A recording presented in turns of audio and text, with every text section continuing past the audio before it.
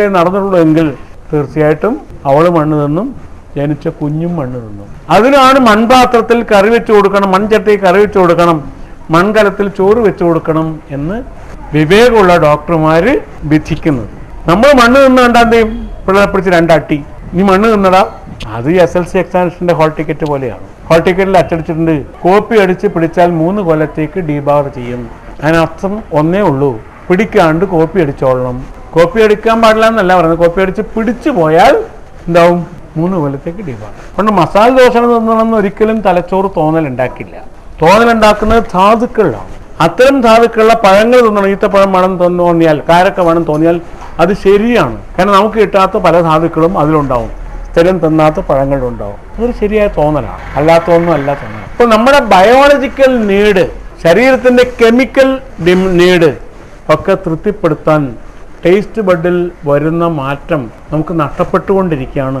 Added tasters ഉള്ളതുകൊണ്ട് ഏത് tasters നമ്മൾ ഉപയോഗിക്കുന്നു, അച്ചാറിൽ, ബിസ്ക്കറ്റിൽ, കോളകളിൽ, ബേക്കറി സാധനങ്ങളിലെല്ലാം ആഡഡ് ടേസ്റ്റേഴ്സ് എന്ന് കണ്ടാൽ അത് നിങ്ങളുടെ ടേസ്റ്റ് ബഡിന്റെ സ്വാഭാവികമായ കഴിവിനെ നശിപ്പിച്ചു കളയും. നമ്മുടെ കുട്ടികൾക്ക് കൊടുത്താൽ അത് അപകടം തന്നെ. നമുക്ക് കിട്ടേണ്ടത് എങ്ങനെയാണ്, സ്വാഭാവികമായ രസം. അതുകൊണ്ട് ഉപ്പ് രസമാണെന്നറിയാൻ പുസ്തകം വായിക്കേണ്ട ആവശ്യം വരരുത്. കുഞ്ഞുണ്ണി മാഷ് പറഞ്ഞ മാതിരി ഉപ്പിന് ഉപ്പ് രസമെന്നറിയുവാൻ പുസ്തകത്തിന് ഇതളുകൾ തപ്പുവോർ എന്ന് കളിക്കണം. ശാസ്ത്രജ്ഞന്മാരെ കളിയാക്കുക. അവർക്ക് ഉപ്പിന് ഉപ്പ് രസമാണെന്ന് ചോദിക്കണമെങ്കിൽ എൻ്റെ നിഘണ്ടു എടുക്കട്ടെ, ഞാൻ എൻ്റെ പുസ്തകം നോക്കട്ടെ, എന്നിട്ട് പറഞ്ഞു തരാം എന്ന് പറഞ്ഞു. ടേസ്റ്റ് മനസ്സിലാക്കേണ്ടത് നാവാണ്, രസനേന്ദ്രിയമാണ്. അതിൻ്റെ കഴിവ് നശിപ്പിക്കുന്ന ഒന്നും വരരുത്.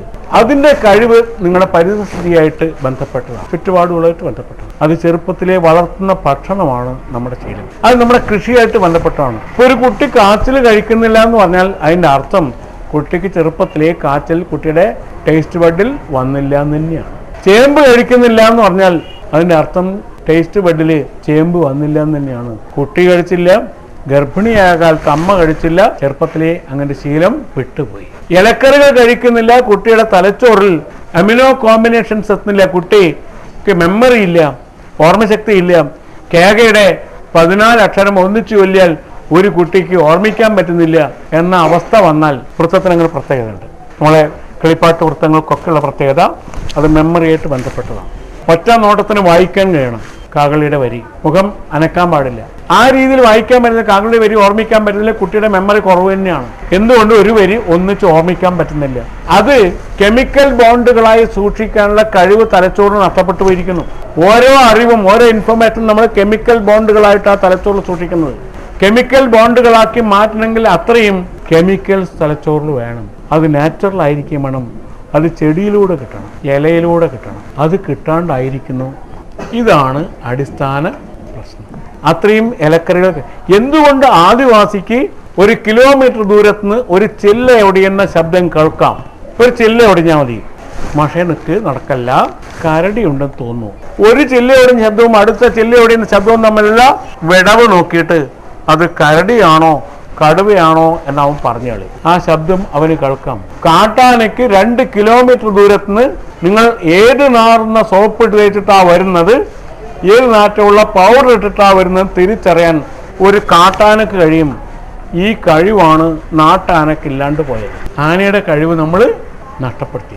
ആനക്ക് എന്തിനാ ഇത്ര വലിയ ചെവി? കാട്ടിനകത്ത് കണ്ണുകൊണ്ട് ഒരു കാര്യമില്ല, കാണില്ല. 50 വരെ അപ്പുറം കാണില്ല ഒരു ട്രോപ്പിക്കൽ വെറ്റ് എവർഗ്രീൻ ഫോറസ്റ്റിൽ. അതുകൊണ്ട് ശബ്ദവും മണവും മാത്രമേ വഴിയുള്ളൂ. അതുകൊണ്ടാണ് ഇത്രയും ഘ്രാണശക്തി, ഇത്രയും വലിയ ചെവി ആനയ്ക്ക്. അതിൻ്റെ ആൻറ്റന വളരെ വലുതാണ്. ഇത്രയും വലിയ ചെവി ഉള്ള ആനയ്ക്ക് ഇത് കഴിയും. അപ്പം നമ്മുടെ അവയവങ്ങളുടെ പഞ്ചേന്ദ്രിയങ്ങളുടെ കഴിവ് കൂട്ടുകയാണ് നമ്മൾ വേണ്ടത്. ഉപകരണങ്ങൾ വെച്ച് എക്സ്റ്റൻഷൻ കൊടുക്കുകയല്ല. ഇതാണ് ഇതിന് വഴി.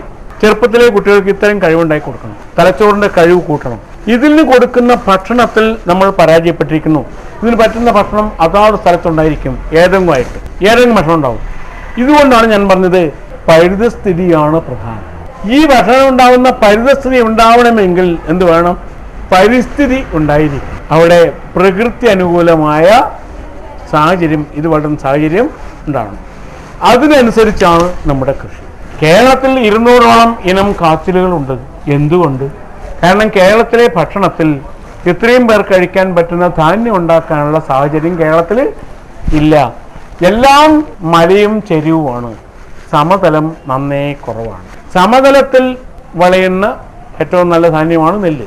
പറമ്പുകളിൽ വിളയുന്ന നെല്ല് വരണ്ട നെല്ല് അത്ര അധികം ഉണ്ടാവുന്നതല്ല, കുറച്ചേ ഉണ്ടാവുള്ളൂ.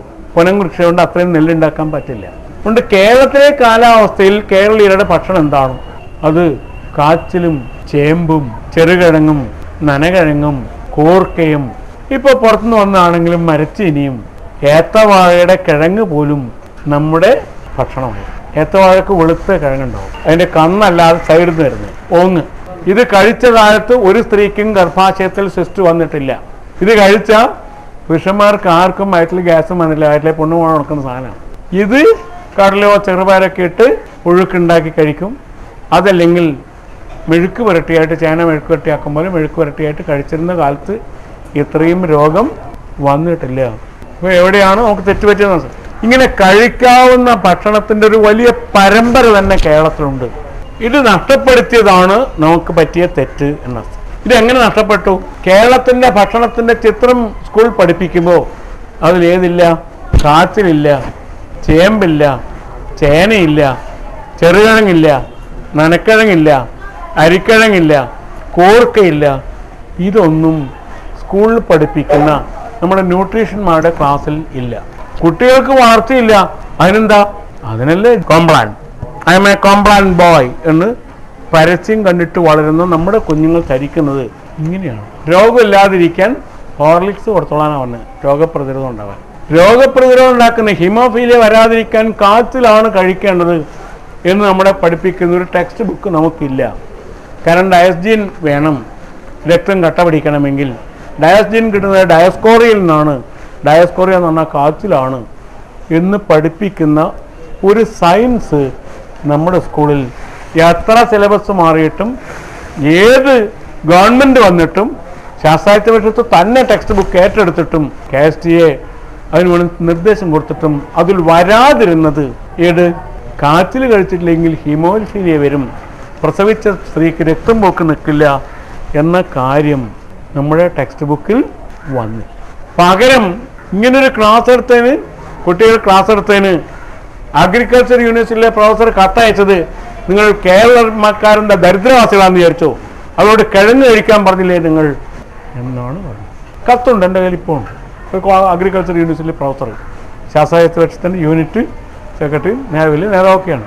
അയാളാണ് കത്തയക്കുന്നത്. എനിക്ക് സങ്കടം തോന്നിയത്, ഞാൻ പരിഷത്തുകാരനായിരുന്നു, ഇന്നും അഭിമാനിക്കുന്നത് തന്നെയാണ് പരിഷത്തിൻ്റെ ഒരുപാട് നേട്ടങ്ങളിൽ, ഒരുപാട് കാര്യങ്ങൾ ചെയ്തതിൽ. എന്ന് എനിക്ക് ഏറ്റവും സങ്കടം ഉണ്ടായിപ്പോയത് ഇയാളാണ് മലയോരത്തെ ഒരു കർഷകന്റെ മകനാണ്, മരച്ചീനി നിന്നിട്ട് തന്നെ വളർന്നതായിരിക്കാം ചെറുപ്പത്തിൽ. അയാളാണ് വളർന്ന് കിഴങ്ങ് തിന്നുന്ന ദരിദ്രവാസികളാക്കാൻ വേണ്ടി ശ്രമിച്ചില്ലേ? നൈജീരിയയുടെ മുഖ്യ ഭക്ഷണം കാച്ചിലാണ്.